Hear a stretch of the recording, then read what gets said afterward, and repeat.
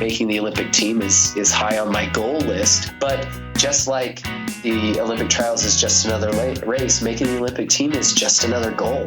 And if I don't make the Olympic team, then by 2 weeks after the Olympic trials, I'm going to have a goal and I'm going to be excited about it. This is Running for Real, the podcast for runners who know that for every runner's high, there are just as many lows. All those just missed PRs, easy runs that feel hard, injury blues, and more. Each week, we'll talk to running, health, and wellness experts about their highs, lows, and best advice to build our confidence. Running for Real is about being honest, being brave, and most of all, not feeling alone. And now here's our host, Tina Muir. Hello, my friends. Welcome to episode 161 of the Running For Real podcast. Thank you so much for joining me today. This is our special episode we do every year, and I'm really excited about it. You know, I always like to have a double episode for this yearly episode, which is the gift guide episode. But I like to feature a guest on the show who has an interesting story, but also has some kind of product to share with us. Now, this year is extra special because not only is my guest today an Olympian, not only did he just finish 6th in the New York City Marathon, but he was just on Shark Tank for his product, which is amazing. We talk about that experience, and thankfully, this guy today is one of my good friends, so we can talk really candidly. And in this episode, we actually talk very candidly about how we are feeling, just like I did actually last week with Billy Yang. Even though that was my first time of meeting him, Billy and I really opened up to one another, talked about some kind of scary things, some things that we struggle with and still struggle to this day, like imposter syndrome, things like that. It was a really good interview. So if you missed that one with Billy Yang, make sure you go back to that one. But today I'm excited to bring on Jared Ward to the show today.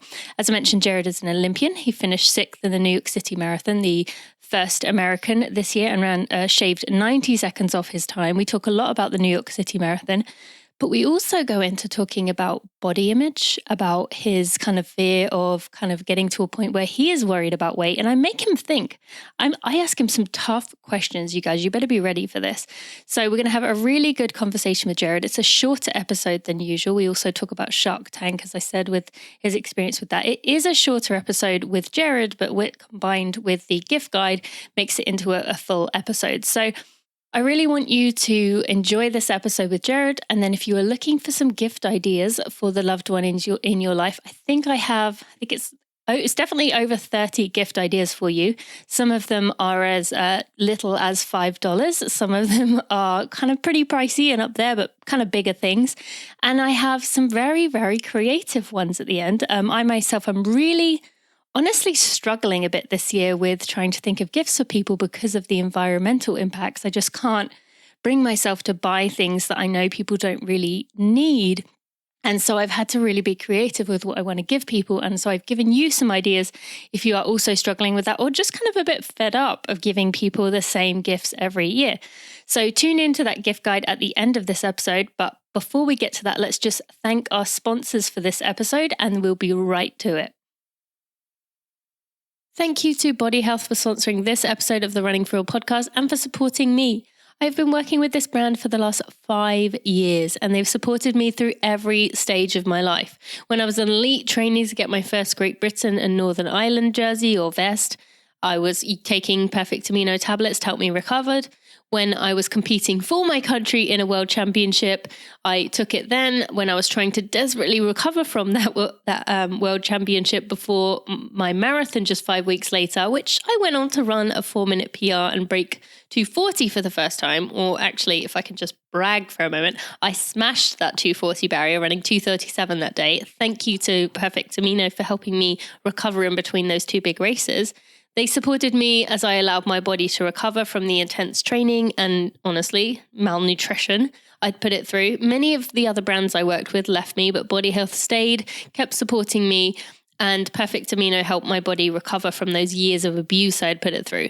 They supported me through pregnancy because, yes, it is safe to take, and actually it can really help you because, shocker, your body is going through a lot of stress during that time it is creating a child.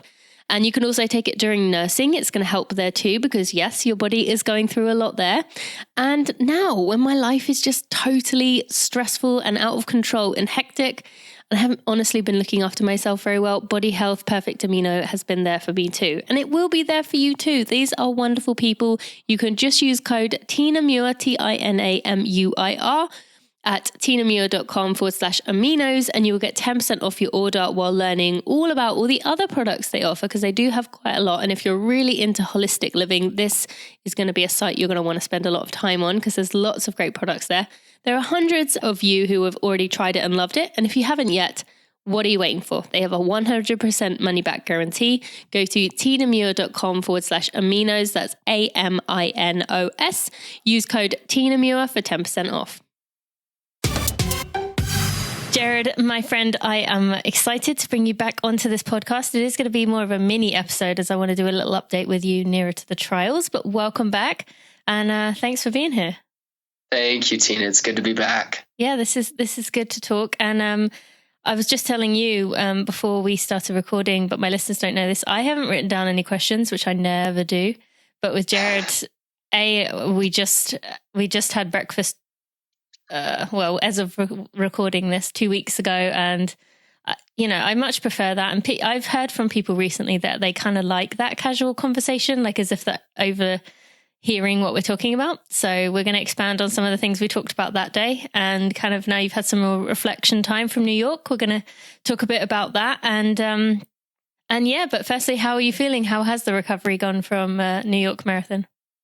I've a couple of times I've gone out for a short run and then been reminded that I still need a little bit more time. So we're coming up on 2 weeks, so a week and a half. And I still need a little more time. I'm going to go for a run tomorrow, and I think it's going to feel all right. But a couple short, 20 minutes on the exercise bike, just light, couple 20-minute runs that were enough to remind me that I'm not quite ready to be running yet. I know the marathon has that way of doing that, doesn't it? Reminding you that even though your legs aren't sore anymore, I'm still very much in there. Yeah. Well, it's interesting. I don't know. And they're different. Sometimes the response is a little different marathon to marathon, but it's just you just feel funny. It's just, you can just tell that legs aren't quite ready yet. And I want to respect that recovery time because I want as few hiccups in this build up into the Olympic trials as possible. And so I'd rather take the rest now than take it later. I wonder how many people in your position are actually able to do what you're doing right now, because I would imagine a lot of people would really struggle with that, thinking, I haven't got much time as it is. I've really got to get going. I'm just going to roll the dice and go. You think?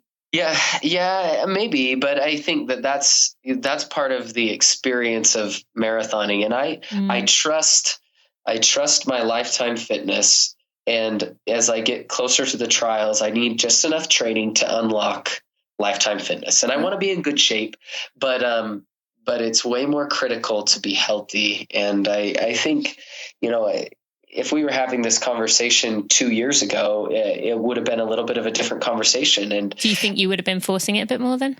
Yeah, certainly. Yeah. I think I viewed marathon training like you get ready for it, and then you just put your head down and you go, and you just hope you don't get injured. And I've taken that approach, and I guess I was going to say modified it, but I've tossed it aside and now have more of a mentality of let the fitness come, be patient, and just kind of unlock this lifetime fitness is how I like to think of it, and to stay healthy. So I'm much more in control of the process than I was before. I think that's so good. And I want to remind people here that yes, Jared is talking about training for the Olympic trials, trying to make the Olympic team. But everything he is saying there still applies to everyone who has a big goal. I get so many emails, and I'm sure you get people reaching out, Jared, saying, I have this big goal, but, I had to take some time off for injury, or something went wrong and I really struggled. And now I'm worried I'm not going to be fit enough for race day. So everyone has that same concern. Something's going to go wrong, or something's going to be not quite where you want it to be. But if Jared Ward training for, hopefully making the Olympic team can do this, then hopefully you can look at your own life and say, I may not have Olympic level training in my history, my lifetime fitness, but I have my own version. So thank you. That's really, I think, important for people to hear, because if you can back off in this kind of serious of a situation, then I think everyone should be able to. Well, you change too many things and you put too much pressure, and it starts affecting not just your physical investment, but your emotional psyche. Mm-hmm. And I think there's a certain benefit to saying, hey, this is the Olympic trials, but it's just another race. Yep. It's one more race, and I want to run well every single race that I run. So it's not like I was in New York thinking, well, okay, I want to run well here, but not as well as I want to run in the Olympic trials. I wanted to run my best. And so if every time you race, you want to run your best, then for the race that maybe is the most important, maybe it should be just the same as every other race. I love that. That's so good. And speaking of your kind of emotional, I don't know, attitude where you've been at, has there been any point in the last 3.5 years where you've thought to yourself, oh wow, I got to make the team, like what if I don't make it? Like, have you kind of has your mind gone there with the pressure, kind of thinking, I really have to do this time? No, I don't think so. There's certainly, I guess there's more extrinsic pressure to make it this time. I wasn't supposed to make the team in 2016, but I probably by most consensus, I'm supposed to make the team this time. And so maybe there is some extrinsic pressure there, but in my world, life is going to go on whether I make the Olympic team or not, and I think, Tina, we've talked about this too, the balance of married life and of parenting puts a lot of things into perspective. And, my family's going to be out in Atlanta at the Olympic trials, but whether I win the race or drop out of the race, my kids are just going to be excited to get to the hotel swimming pool later that day. Right? They don't care. Yeah. And, they want dad to be happy. And certainly, there's career, there's career bearing realities that are going to be affected by whether I make the team or not. But the truth is that there are other things in my life that I enjoy, and running is certainly one of them. And making the Olympic team is high on my goal list. But just like the Olympic trials is just another race, making the Olympic team is just another goal. Yes. And if I don't make the Olympic team, then by 2 weeks after the Olympic trials, I'm going to have a goal and I'm going to be excited about it. And, the media doesn't care as much about, some other fall marathon and some time goal or place goal as they care about the Olympics. But I think I could care about that almost just as much. Yeah. And so, you realize in life that for the things that matter the most, we can put so much pressure on ourselves for those things. But if we become, if we just try to condition the habit, and I say just, but it's not just, if we condition the habit of day in, day out doing our best and grading ourselves based on the attitude and the effort that we put in, then at the end of the day, at the end of the year or the end of our life, we will have some successes that we can look back on. And they might not be all the same successes as we imagine for ourselves, but I think we can have a lot of joy if we certainly set goals because we want to stretch ourselves. But then if we can look back at them, we can grade ourselves on attitude and effort, and then we can continue to set goals. And so I don't put too much pressure on myself. I look at these every race and every Olympic team as an opportunity, and I'll take as many of those opportunities as I can. But I don't know, Tina. I think maybe life balance has helped with that and given me some perspective. But I don't put that much pressure on myself. I think, like you said, kids do kind of force that to be the case, especially in your case having 4. I mean, you can't really get away from. You can't really get away from your life as a parent at any point, I'd imagine. I guess us going to breakfast was proof of that. That was one. Yeah. You brought your daughter with you, which, was fine by me, but that was just perfect proof that even if you meet early in the morning, someone's going to be up. But I think the harder actually time is before you have kids, or someone who doesn't want kids. There's absolutely nothing wrong with that. Those people, I feel like that is when it's actually more difficult. And I've seen it, and I've had conversations with friends who are very career driven, And it's tough because they don't have that reality of a child who's like, I don't care what you're doing. I want this. Like my daughter right now, Bailey, she keeps going, I want that. I want that. Like that's her thing she keeps saying. And, she doesn't care what I want. She just cares what she wants.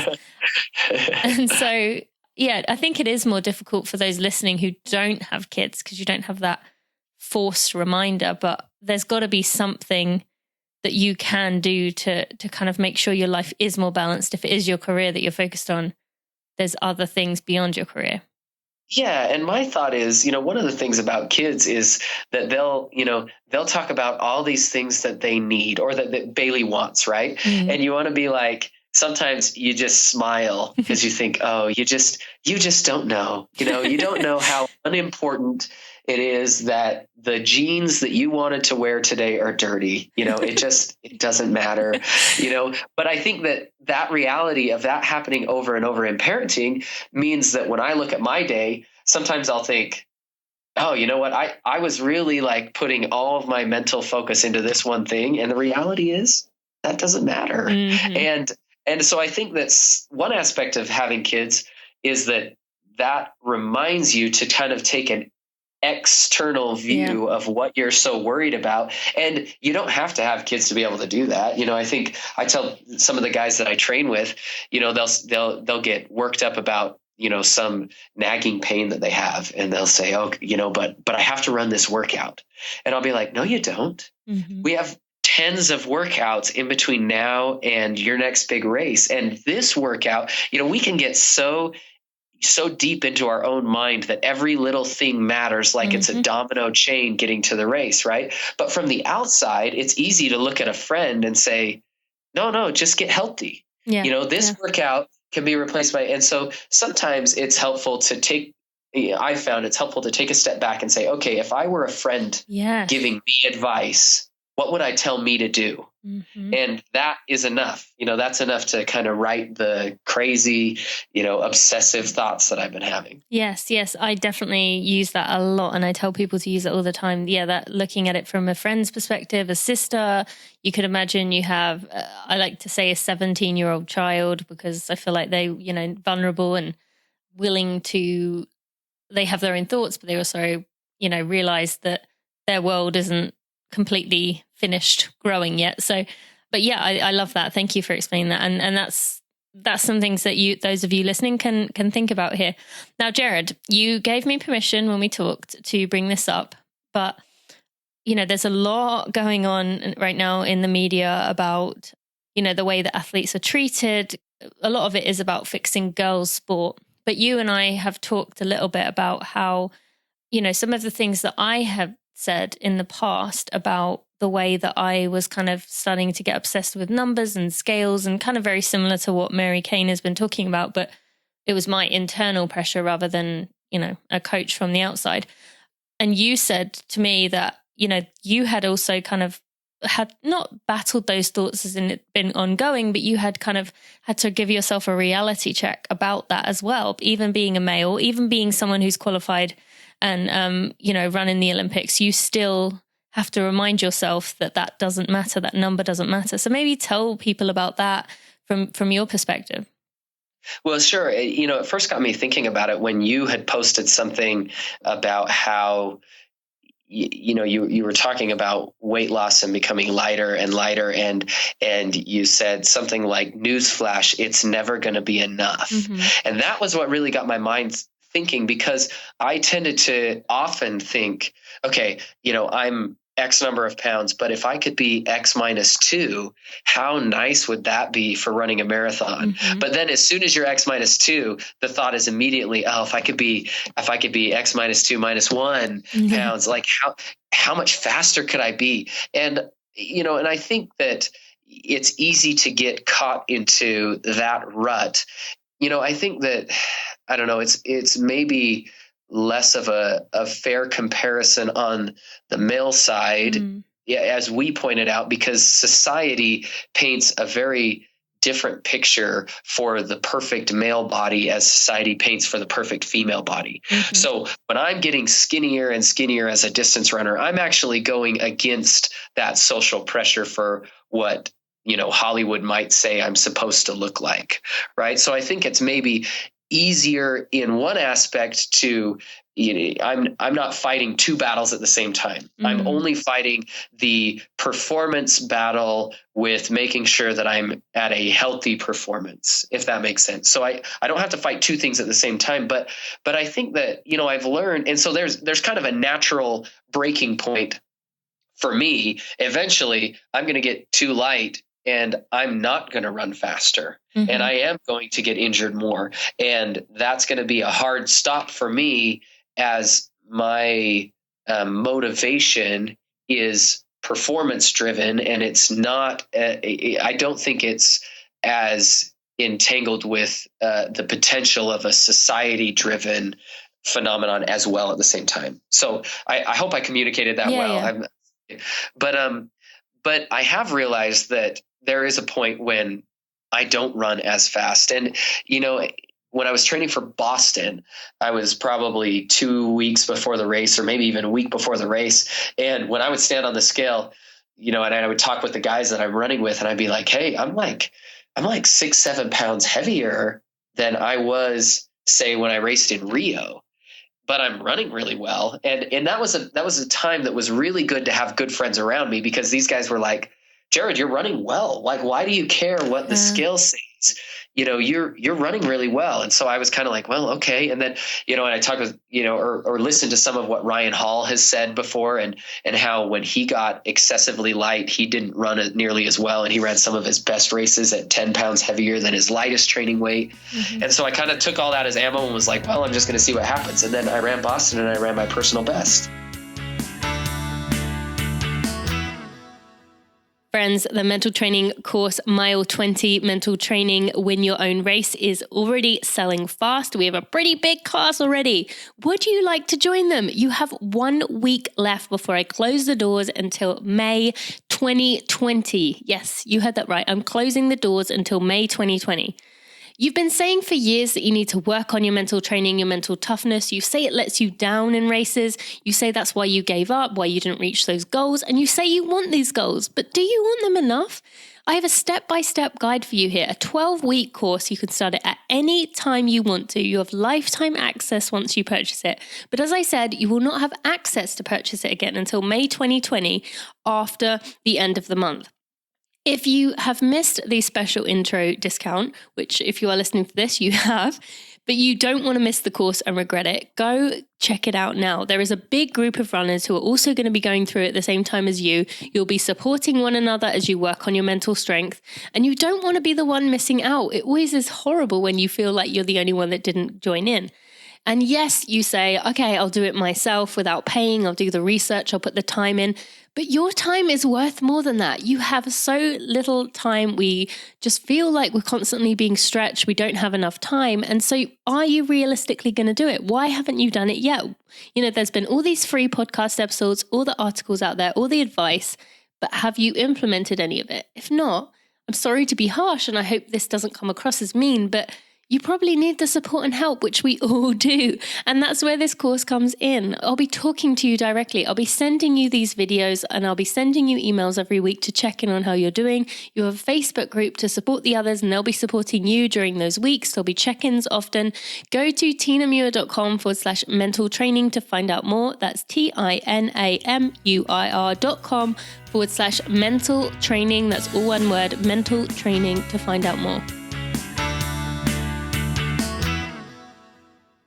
And I would talk with the guys that I'm running with, and I'd be like, hey, I'm like 6-7 pounds heavier than I was, say, when I raced in Rio, but I'm running really well. And that was a time that was really good to have good friends around me, because these guys were like, Jared, you're running well. Like, why do you care what the scale says? You're running really well. And so I was kind of like, well, okay. And then, and I talked with, or listened to some of what Ryan Hall has said before, and how when he got excessively light, he didn't run it nearly as well. And he ran some of his best races at 10 pounds heavier than his lightest training weight. And so I kind of took all that as ammo and was like, well, I'm just going to see what happens. And then I ran Boston and I ran my personal best. Yeah. And so I thought, I was feeling good. I was heavier, but I was feeling good. And so feeling good maybe is what matters. Now, when I got down to running New York, I was training well. I was feeling good. I was somewhere in between probably right in the middle of race weight for Rio and race weight for Boston. And I felt good and I ran well. Mm-hmm. And I think what this is, I don't know, what keeps hitting me over the head is, do you feel good?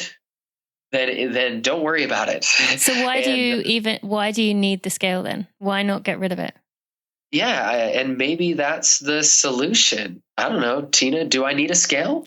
Well, I've already given you one talk about this, and you have? I did. Remember, I was saying that I think on behalf of your girls, you shouldn't have a scale around, because the girls particularly will see you standing on that every day.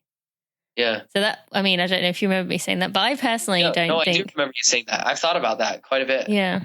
Yeah. But I mean, obviously it has to be your choice, but if you're saying you're going by feeling good, then do you need it at all? Yeah, I don't need a scale, right? So does any part of you, with the feeling good thing and with it being performance, does any part of you worry that when, you are on the decline in 10, 15 years, that you will struggle then when you put on a bit of, as my husband Steve calls it, middle-aged puff? Like, if it's just performance, then surely you won't have any worry with that. But does any part of you, worry about that? Yeah, I think so. That's an interesting thought. And I think that it's not something that I've put much thought into. I very much have this mind focused on where I'm at right now. Yeah. But that's something that is going to be good for me to be cognizant of. Mm-hmm. Yeah, because if it is truly performance, then you shouldn't have any issue whatsoever. And, Ryan is an interesting one. You mentioned Ryan Hall. And for those listening, the episode I have with Ryan Hall, he talked about that exact thing. And I even kind of asked him if he thought he had an eating disorder at the time. I'll let you listen to that to hear what he said. But Ryan, he went from one extreme to the next. Like, right. He's a kind of interesting one because he never really had that kind of middle ground. But assuming you weren't going to decide you wanted to weightlift all of a sudden, and most of the, retired professional athletes, do they go through that kind of scary part of, okay, my body is now quote unquote normal or more normal than it was. So, and I had to go through that a few years ago, like watching the muscle fade away. It's still there, to an extent. And I think to most people, I would definitely be very muscular, but to myself, I can see a visible difference in the definition. And I had to kind of that was the hardest part for me, was not actually gaining weight. It was saying basically goodbye to that definition. So yeah, I definitely think it's something that most professional athletes do have to go through. Whereas recreational athletes, they're kind of doing it, they're kind of in their peak and they just kind of keep going. But if you're a professional, there's kind of a visible kind of, okay, change. That's it. We're moving on. So yeah, it's interesting. Yeah, that's good, thought provoking. That'll be some discussion for me laying in bed next to my wife one of these nights, thinking about that. Oh, Steve used to get so annoyed at me when I would like roll over to him at like 11 p.m. and I'd be like, why do you think that this happens? And he'd be like, what are you talking about? And I'd be like, well, why? What? Like, and he hated when I did that. I still do it occasionally, but I'm too tired most of the time now. But I did that a lot when I was a professional athlete, wondering about something. But hopefully you are sleeping nice and soundly. Okay, so going back to New York, finished top American, 6th. You ran over 90 seconds faster than your last time in New York, or your best time in New York. So I take it kind of that was a good confidence booster, feeling good for going into the trials next year? Yeah, I very much wanted to validate the breakthrough that I felt like I had in Boston. Mm-hmm. Now, in Rio running 2:11, I really felt like I was a sub 2:10 marathoner on the right day in the right conditions, but that was validated by a performance in Boston. And so what I wanted out of New York was to validate that is me as a professional runner. I'm that level of a runner. And I did that in New York. I feel confident about where I'm at and excited to start the training cycle for the next Olympics. Yeah. And you did mention though that you did have some stomach issues in those final few miles. Have you thought any more about what that could have been and how you're going to make sure that isn't an issue going into the trials? Yeah, I do think that I think I had a little bit too much in my gut from the day before. One thing about New York is that, I had so many promotional events on going from Friday and Thursday before the race. And so those, being tied up those days, I would get to 3:00 in the afternoon and I would think, oh man, I've only had 500 calories today. I'm supposed to be carb loading. Yeah. And so when I got to Saturday, I didn't have any more promotional events, but I thought, I don't know that I've eaten enough. I don't know that I've carb loaded for this race. And so I started pushing my carb intake a little bit on Saturday. And I think whereas normally I carb load Thursday and Friday, I eat pretty light Saturday and then race Sunday. For a weekend like New York Marathon, I felt like I missed a little bit of that Thursday, Friday, pushed too much on Saturday, and there was just a little too much in my gut. And that's just my snapshot take. And so I want to do a better job at making sure that I'm staying on top of getting the nutrition I need throughout the day leading into the marathon. Is that going to mean turning down events? Will you kind of make sure that this one you are focused on, what you need? Right. And it's going to be easier at the Olympic trials because it's not an event sponsored by a race that, New York City Marathon does a good job at showcasing the athletes they bring fantastic, in. Yeah. It's good for the sport, but it's more taxing than I'm used to as the athlete. And so at the Olympic trials, there won't be quite as much stuff. And I think that'll be easier there. Certainly the next time I run New York, I'll need to do a better job at managing that. I did better this year at staying off my feet through these events, but I didn't do as well at packing food as I should have. Yeah. So you live and you learn. But I also want to have, I've been drinking Martin and I have honey stinger gels that I tape to my bottles so that if I want Martin, I can have it. If I want a gel, I can have it. And what I found this race is with my stomach not feeling great, I'd like to have one more thing in my arsenal. So maybe a couple water bottles that have some sort of drink that's not so thick as Martin, but is, an alternative to taking a gel. And so I want to experiment with a few more nutritional supplements and find something else to put generation into. You can. Yeah, see, and I talked with the UCAN folks out at New York, and of course they said the same thing, right? They said, "Hey, go try UCAN." And so I want to try that, but I want to get one or two more things that in the event that my stomach's not feeling well, I have a couple more things I can go to in the race. Yeah. No, I think that's really smart that you have kind of sensed that, okay, I need to tweak something slightly. And yes, that's going to mean that I'm not 100% this or 100% that, but I need to do what is best for me. And yes, maybe that is a mixture of 3 different things. But that's my kind of perfect concoction of things. And that's what I need. So well done to you for actually, being able to kind of say, I need to do what's best for me and find a mix that works for me. So that's good to hear. All right. So let's talk about Myostorm. So I didn't even have any idea this was going on. I didn't know you were involved with anything. And then I was on Twitter one day and at the top of my feed, it said it was you tweeting at Laurie. Is it Granier? Is that how you say her name? Yeah. And it said look forward to working with you. And I was like, what the? And and so I clicked on it, and sure enough. So for those listening, Jared was on Shark Tank recently. It was aired. What was it? End of October, was it? Yeah, the week before the New York Marathon.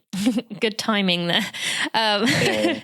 So tell us firstly, what is Myostorm and how the heck did you end up on Shark Tank? So Myostorm is a company founded in Provo, and our flagship product is the Meteor. It's a vibrating heating massage ball. It's about the size of a softball. You use it like a foam roller or something like that. And the 2 founders were a guy that I ran with, Shaquille Walker, and his buddy, an engineer, John O'Deperi. And they founded it. And then Shaq approached me about coming on as an ambassador and for some product feedback very early on.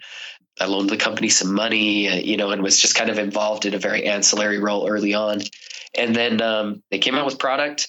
It was selling. We were doing okay. And then Shark Tank contacted us. And they contacted you? Wow. That's is that cool. wild? Yeah. And thought that our product would be a good fit. Now, we still had to jump through a lot of applicational hoops, and we had to, submit videos of ourselves, and they had to accept those. But they have people applying for Shark Tank, and then they have teams that go out and try to find companies that they think would be good fits.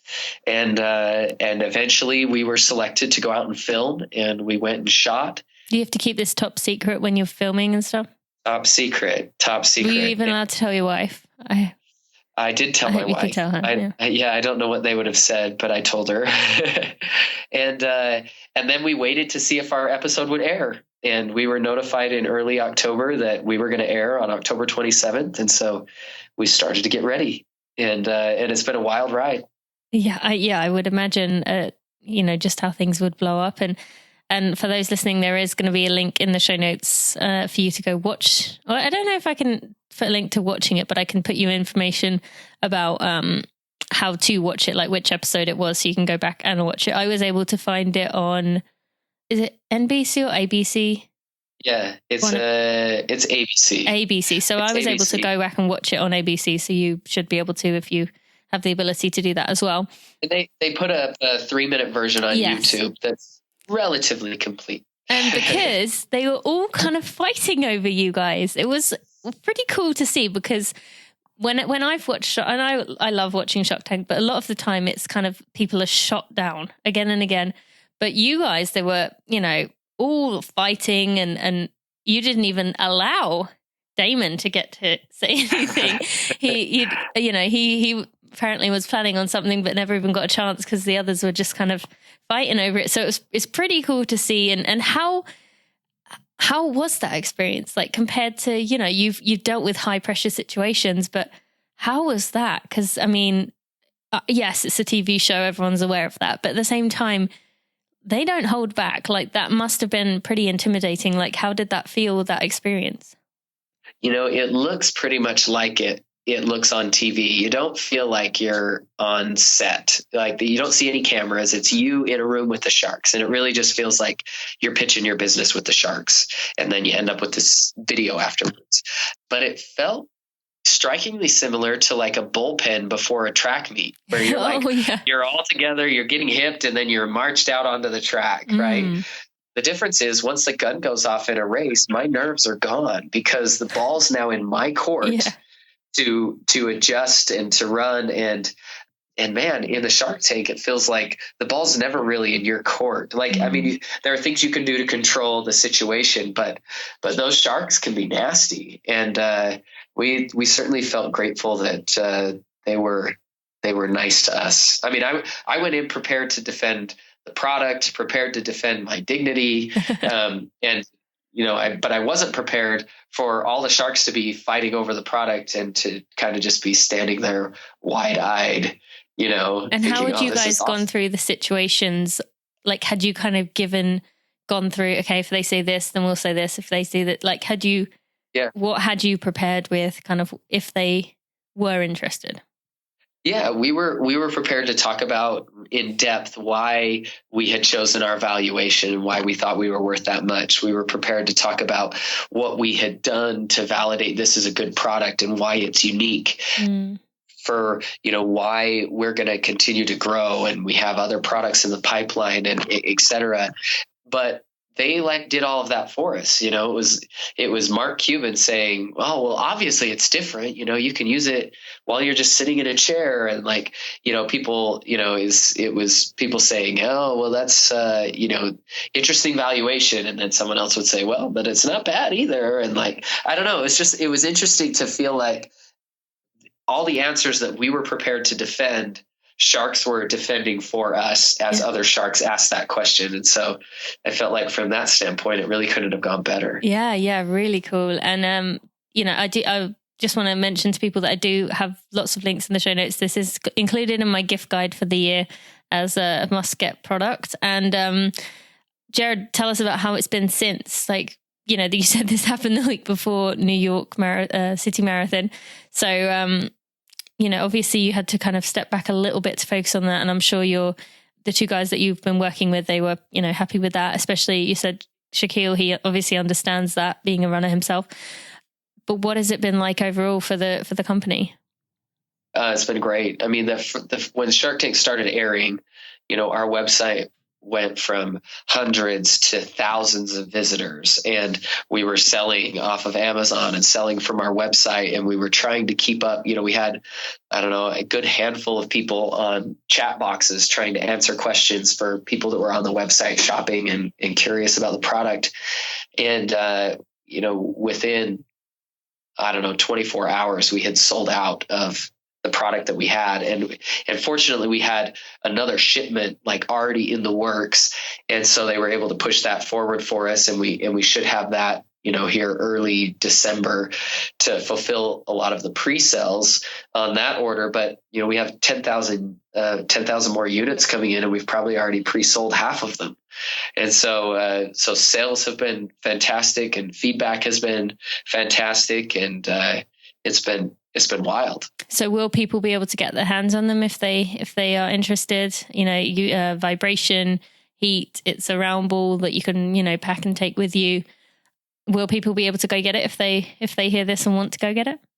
Yes. Okay, so it's available on myostorm.com, or you can get it, through Amazon or through a few other online distributors like that. We haven't gone to retail yet, at least not more than in very few isolated situations. But yeah, you can go on. You can get it now, and we'll get it sent out to you as soon as it comes, or when that order gets in early December, we'll have those and be able to get all these fulfilled, hopefully in plenty of excess of time before Christmas. So.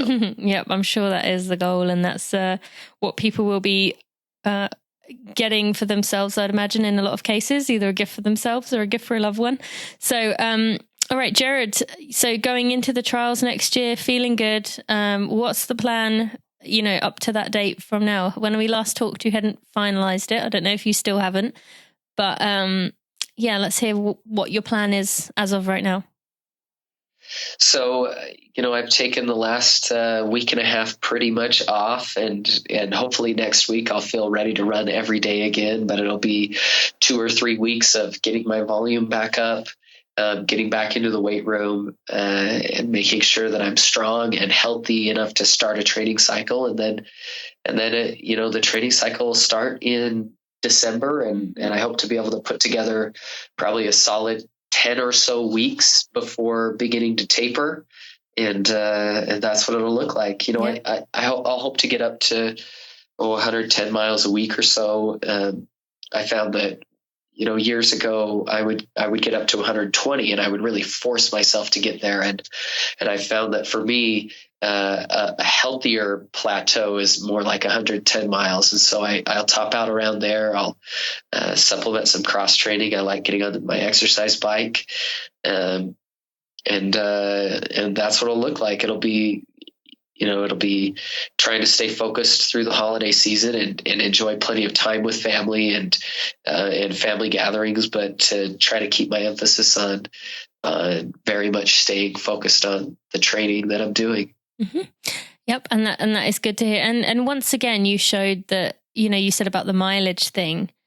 Once again, you tried something out, you found it didn't work for you, or you found what did work for you and you've stuck with it. For someone listening who really struggles with, maybe their version of it is they know that 60 miles a week works really well for them, or 40 miles a week works really well for them. But then everyone around them who's training at their level is running 50, 60 miles a week, and they know it's best, but maybe I just got it wrong last time. What would be your advice for someone who does really, get tempted by what everyone else is doing, not just in their mileage, but in everything, feeling like as we talked about, taking the time off. I need to get going again. Everyone else is running. They only took 2 days off and I've taken a week. Like, what is your advice there for kind of staying in your own lane?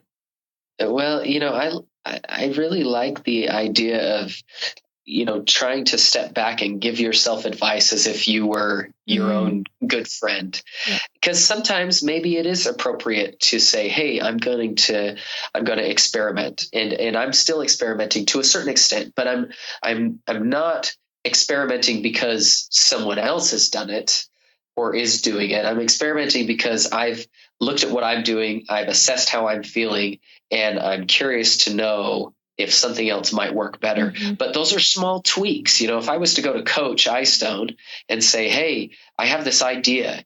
Everyone else is running 130 miles a week getting ready for the Olympic trials. Don't you think we should try 130 miles? He's going to say, Jared, you've been very successful running 110 miles a week. Why are we going to want to change it? And maybe if I said, Coach, but I really feel like I'm stronger now. I've been lifting. I'm healthier. I had a really healthy last year. I think I can handle a few more miles. Coach is going to say, okay, we'll do a couple weeks at 115. And it'll be a baby step type change. And if you were giving somebody, one of your friends advice, that's the advice you'd give them, right? You wouldn't say, go try something crazy and risk getting injured. You would say, you have something that's working, let's tweak it. And so, I don't know. I like that kind of getting out of yourself and looking at your situation from the outside. Yeah, so good. Thank you, Jared. All right. So I've just really enjoyed this kind of more casual conversation. Is there anything else you want to say to the listeners or that you've been thinking about lately that you want to remind people within the running world? Oh man, that's such an open-ended question. This is where we start part 2 of the podcast, right? And we go for another 45 minutes. Yeah. No, I think, have fun. I think sometimes we get so, minute to minute and mile to mile, and we get dialed in on these goals that we forget to have fun in the process, and we forget to stop and celebrate the accomplishments. So I think, I don't know, if you asked me tomorrow, maybe I'd have a different set of advice. But today, what I'm thinking about is have fun. Have you been doing that with how Milestorm is going? Yes. You have been able to celebrate that? That's fun to me though. Like the business side is fun. So it's kind of been fun to take a step back from running and to do a little bit of that. And I've been home more, we're putting a ballet studio, dance floor in part of our basement. My wife's going to teach some ballet in our house and our girls are going to learn a little bit of ballet. And so I've been putting in a ballet studio and that's been fun because my kids are down there with hammers helping me put these floorboards together. And it has been fun. And I love how Erica is just so supportive of you and just, she's invested in your career. She wants the best for you. But I love that she's also, finding a passion of her own that's completely different to yours and doing what's best for her, which is just really cool. So, I appreciate that too. All right. Jared, thank you so much for your time, for just giving your wisdom and just being real with us. I really appreciate you and all that you do in this running world. So thank you. And let's have an update early next year. That sounds fantastic. Thank you, Tina. My friends, if you have a minute and you could leave a review on your favorite podcast player, Apple Podcasts, iTunes, Stitcher, Overcast, Pocket Cast, Spotify, or whatever else podcast player you use to listen to this podcast, or if you would subscribe to this podcast, you will help me get out in front of new runners to make our tribe even bigger and even better. It might not seem like you as one person can make a difference, but really it helps a lot. And it shows me you appreciate the hard work I put in for those. Thank you so much. All right, friends, I hope you enjoyed that episode with Jared. I love him so much. He's such a good person, just a genuine good guy who really is open and honest to kind of growing himself and becoming better. And, you heard me give him something to think about. And after we hung up, he came to say hi to Bailey. I kept him on Skype for just a minute longer. He came to say hi to her as she woke up from her nap. And then he kind of thanked me for giving him something to think about. So I'll be interested to see what Jared kind of decides after he's done the thinking. Being that smart as he is, I'm sure he does a lot of that. But it is now time for the gift guide part of the episode. And I do this every year. And I like doing this because I really believe my word means a lot. I get a lot of emails from companies asking me to promote their products, and particularly at this time of year, because people know this gift guide is really popular, I start getting tons of emails saying, will you add my product to your gift guide? And I think, no, because if you haven't, been interested in me and kind of supporting my community for the whole time, why would I add you into this list now? Doesn't feel right to me. Even if someone wants to buy their way in by paying a lot of money, I just don't feel good with that. Just as I had a big shoe brand reach out to me a few weeks ago asking me if I wanted to partner up with them. And I said no, because I am sponsored by working with Ultra. That's really important to me, that even though Ultra aren't paying me, that I stick to them. I'm loyal to them. I love their products. And so, I said no. So this is really important to me. So, okay, going into this gift guide, I've put these this year in order of price. However, do go on to listen to some of the later ones, because although it's tempting for us to just get the cheapest thing possible, think about kind of the future, especially with this environmental thing. It is better to pay a bit more to get an experience or to get something for someone that is meaningful, that is maybe handmade or hand packaged or put together by someone who really cares about what they're selling, rather than just something that is just quick and easy. Like, I used to buy a ton of clothes from, H&M and for those of you in England, from Primark. But as I've been thinking over the years, I'm thinking I'm just going for cheapness. And I, in the past, had thought, I don't even care kind of the system behind that. If, Primark is selling a shirt for £2, how are they possibly paying people enough? So, I've kind of been thinking about that a lot this year. You will hear that a lot through my gift guide. At the end of this list, after I go through kind of the priced ones, I'm going to give you some really creative ideas. If you are thinking a lot about environmental impact, which I am, I've given you some real kind of think outside the box ideas for the loved ones of yours. So stay tuned for those, because I've been doing this over the past few years, using these creative things. And the joy and the memories and just the specialness of it, that you've taken the time to think about what that person loves, it really makes a big difference. So tune in all the way to the end, and I look forward to hearing which ones you have chosen for gifts for yourself, for gifts for your loved ones, and hopefully some hints for loved ones if they need it. You can also play this episode around your house around Christmas time to see if they pick up any of the hints during the episode. But let's get going. All right. So, for the runners trying to eat healthy, I suggested this last year. This was one that I really think is a good one. IKEA has this silicone baking sheet. It's $5. It's reusable. You can use it rather than foil. You just wipe it afterwards, clean it. And I've really loved using this. Steve actually doesn't like it very much, but just because it is a bit because it's made of silicone, it can get kind of it can kind of get grease on other things in the kitchen, and it can be kind of funny to chase it around the house. But I absolutely love this, and he does really love it. He's fine with it. He's just kind of kidding. But, it's $5. There's also reusable muffin cups, which I use for like superhero muffins and things like that. You can get those. Those are great gifts for people who like to cook, but then maybe they're starting to think about using foil all the time, and then using, like paper cases for muffins, as I said, for that. So that's another idea. On that note, beeswax wrap. I have been using this for over a year. Absolutely love it. Instead of using cling film, saran wrap, as people say in the US. That, by the way, guys, is another pet peeve of mine. Do not like the term saran wrap. It will always be cling film to me. But instead of using that or foil to wrap your sandwiches in, to wrap half avocados, to wrap pretty much anything, I use this beeswax wrap. And afterwards, all you do is kind of wipe it with some soapy water. Do not dunk it in the water, but you wipe it with soapy water and then it's clean. It lasts up to a year. I have been using mine often. We use it multiple times a week and it's still going strong. Really love it.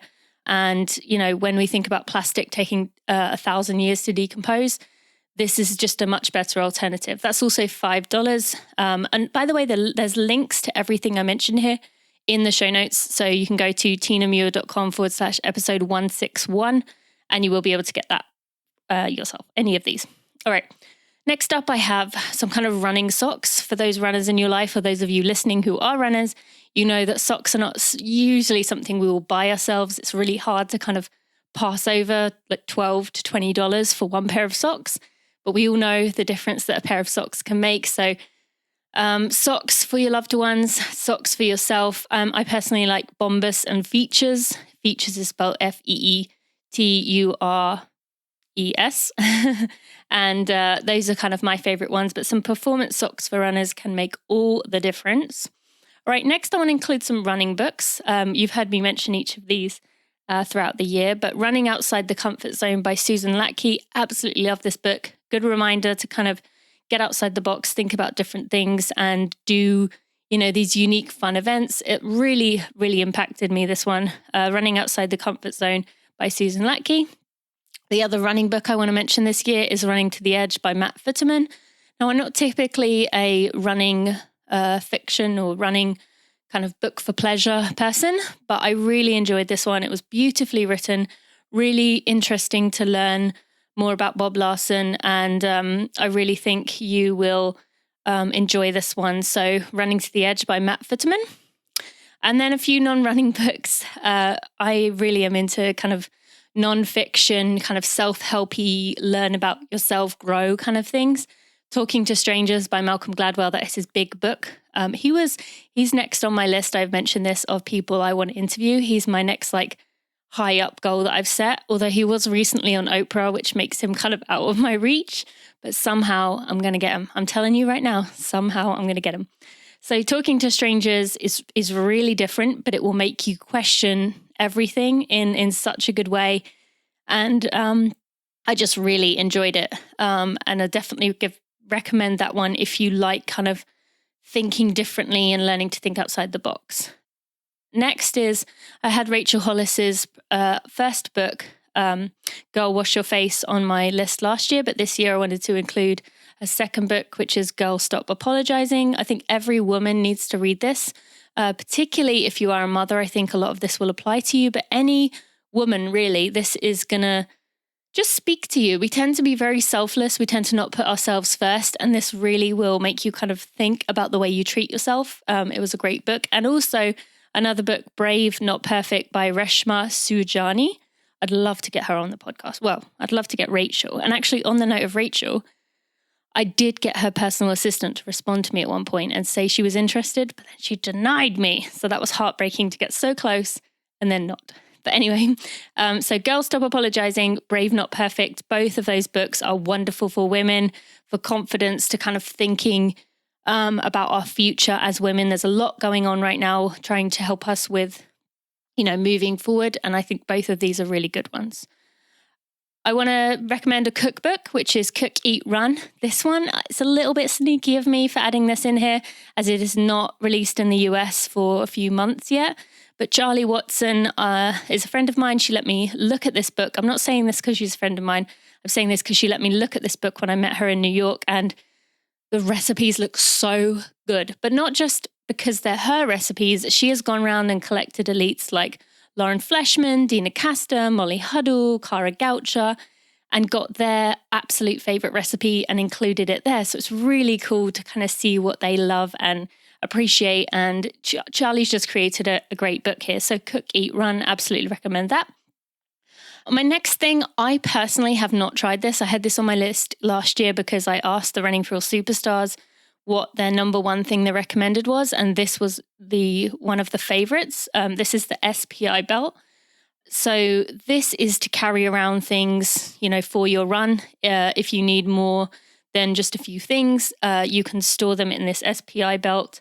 It doesn't bounce around, works in summer or winter. So if you're looking for a running belt or something to put your phone and your wallet or your phone and some cards in, this is a great option. But I have to say, I have not tried that. The next one I think is really important, which is a road ID. Talking about safety, we are thinking about this a lot right now, especially if you're a woman, but it doesn't really matter. The road ID is for anyone. It has your name, a contact phone number, any allergies you might have. So if something happens when you're running, which sometimes it will, not necessarily you're going to get hit by something, but you could pass out, something could go wrong. There's all kinds of reasons that we could need this, but a road ID will be able to get your loved ones in contact with you quickly. It's right there on your arm. It's between $24 and $30, not much. Definitely recommend getting yourself one of those. Female runners, I mentioned this last year. I absolutely love my koala clip. Every time I run with my phone to listen to music or a podcast, I take my koala clip with me. It stores your phone, a few cards, whatever you need, and then you just stick it into the back of your sports bra. It does not work too well with the Lululemon Elite, but otherwise it works really well with every sports bra, sits comfortably, protects your phone, makes it right there, easy for you. It's close to the headphones, so if you're using aftershocks or something like that, there's no cutting out because it gets too far away, which I've had problems with, not with aftershocks, but with other headphones in the past, of them being, once it's in my pocket, it kind of cuts out a bit. but I haven't had that problem. Koala Clip is just really wonderful. So definitely recommend that. The CTM band, this is a great idea for someone who is kind of struggling, particularly with your lower legs. Like I'm thinking more calf area, and you tend to get tightness or sore spots. It's compression, tension, and movement in this band. And it's been really popular. It's done really well. A lot of high-level elites use it because it is effective. So if you are struggling with something in your lower calf, I definitely recommend the CTM band. It travels nice and easy. All right, so for someone who has to run in the dark often, the black diamond spot headlamp is my favorite. I use it when I am running in the dark. I feel safe with it. It's really bright. It has lots of settings that you can use. There's not too much you need to say about a headlamp. Headlamp is a headlamp, but it's comfortable. And, that's my favorite one. So if you or the loved one in your life has to run a lot in the dark, I would definitely recommend getting them a headlamp. And I would also recommend getting them a running vest. I like the Ampifod. I think that's how you say it. Running vest. It's nice and easy to clip around. It is very bright. It is light. It doesn't rub. I've worn it just on its own with a sports bra, and it's been very comfortable, not rubbed at all, and just a really good option. All right. For those of you who are rushing around a lot, Generation UCAN chocolate UCAN bars are my favorite. I have made that pretty clear that I love those bars, and they are ideal for if you are on the go. I eat these every single day because they're so easy to grab on the way out or when I wake up in the morning. I could literally eat a UCAN bar going down the stairs on the way out to my run, and it is fine. It really doesn't upset your stomach. That's one of the best things about Generation UCAN. And I definitely recommend these bars as a great gift for yourself or for someone else. They taste delicious if they are kind of busy and running around a lot. Now, on that note, I've just realized many of these gifts right here, I have coupon codes for. Now, you're going to have to go to the website to go get them because there's discount codes, different discount codes for different products. Some have used Tina, some have used Tina Muir, some have used Running for Real. So I don't want to sit here listing them out for you. So if you aren't interested in that product, be sure you go to tinamuir.com/episode 161, and I will give you the codes under each of the product names.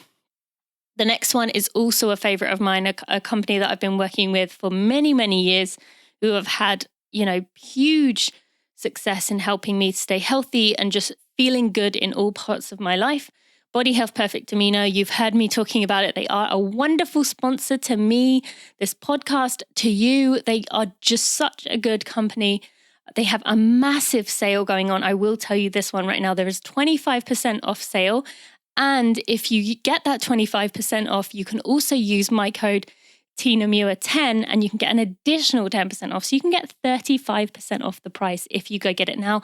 This is their biggest sale of the year. Be sure to go use it. Body Health Perfect Amino has kept me healthy when I've been running at the elite level. It's helped me when I was pregnant. It helped me when I was in postpartum recovery. And it helped me when my life was just so hectic that I wasn't really eating very well. So definitely recommend that one. The next thing I want to recommend is Sarah Marie Design Studio. Sarah Marie these are particularly for women, although there are a few options for men. But Sarah has created all these kind of just for runners who are really proud to be a runner and you love this, kind of showing off that you are.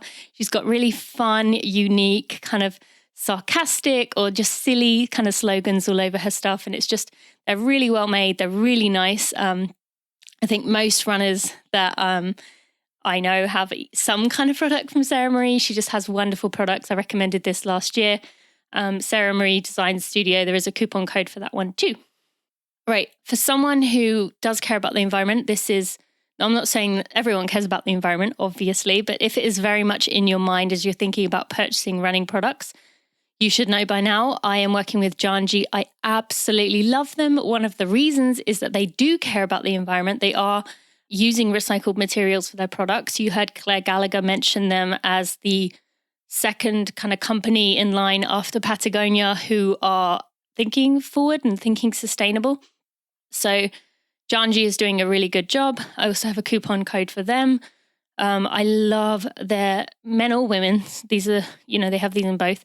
the middle shorts. They are really comfortable. They are really light. They dry well.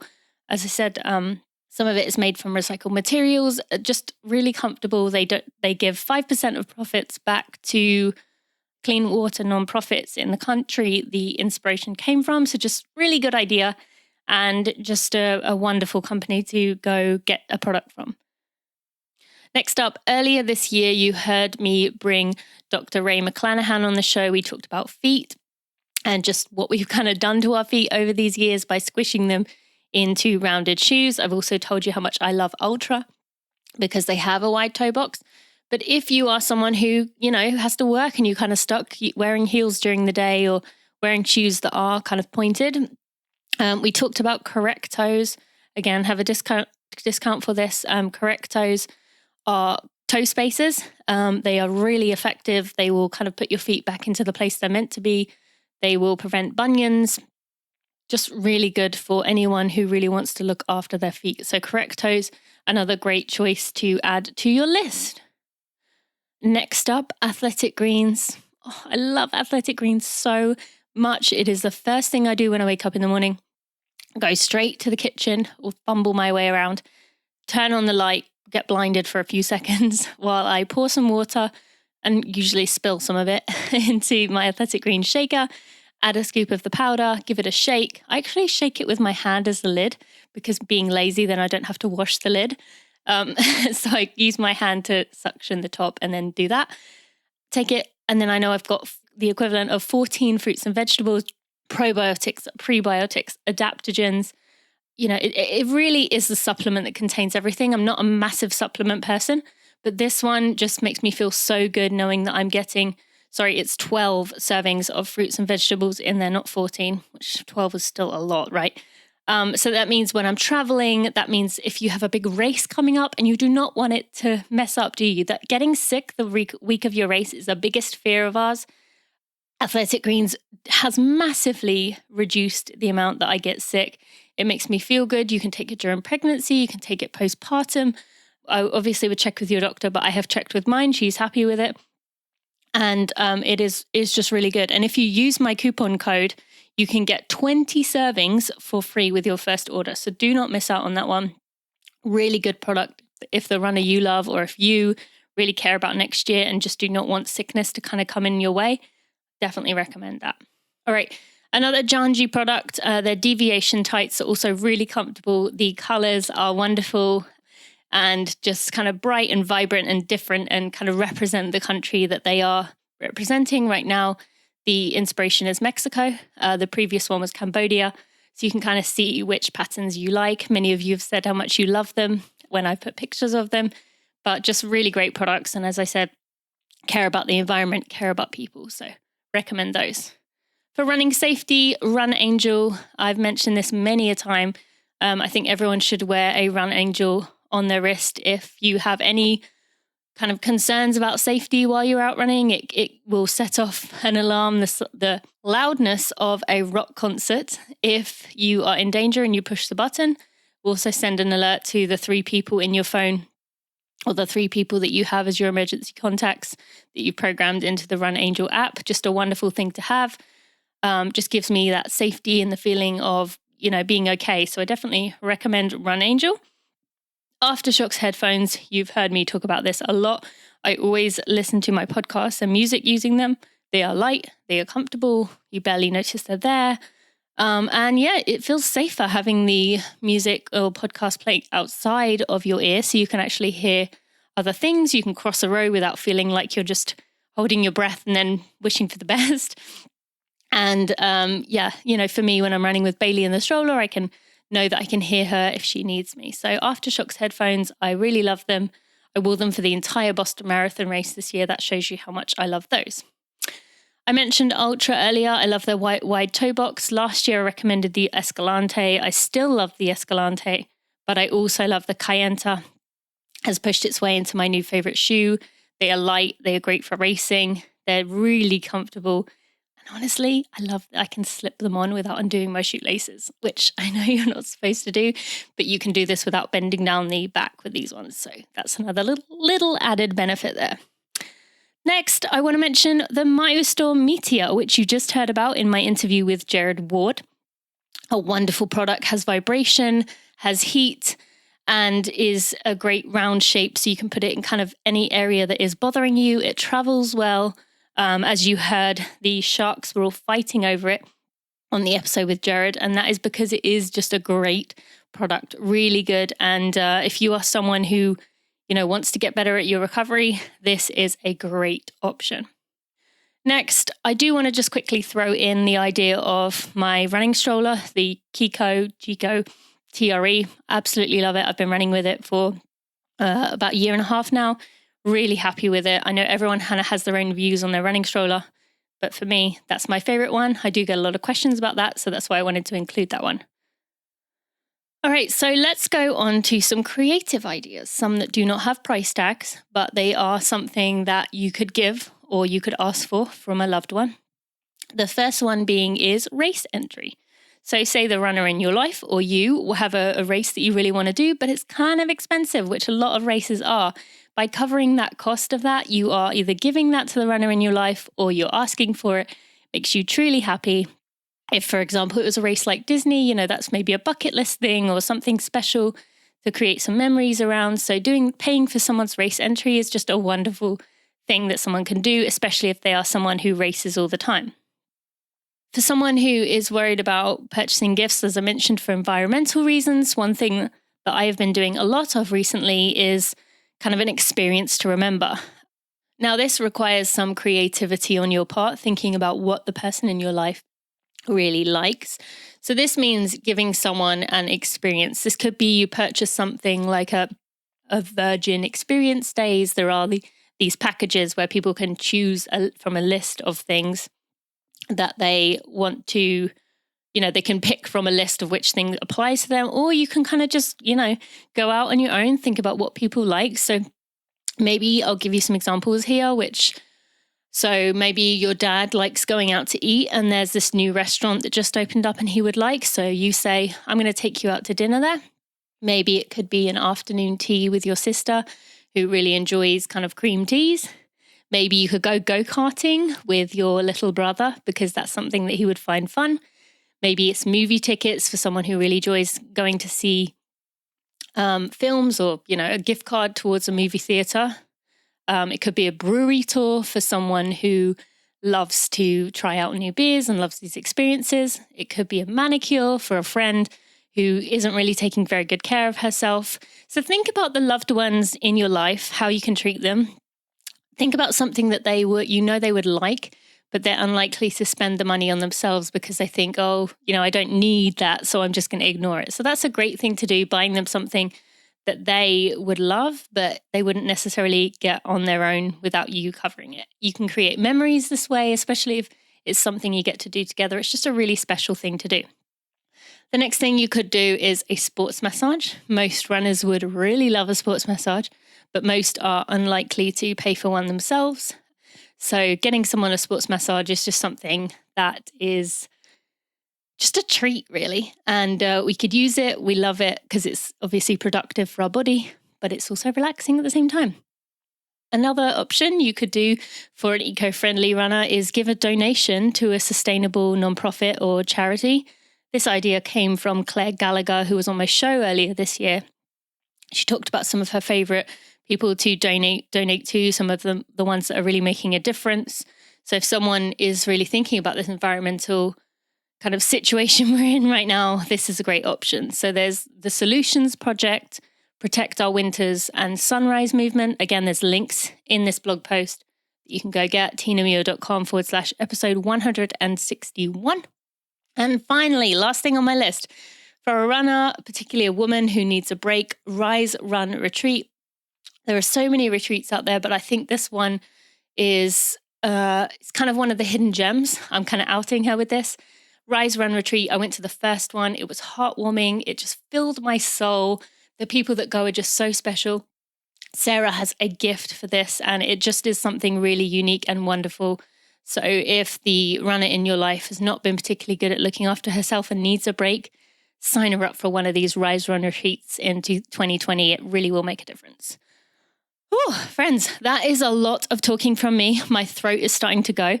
Definitely have a tickly throat right now.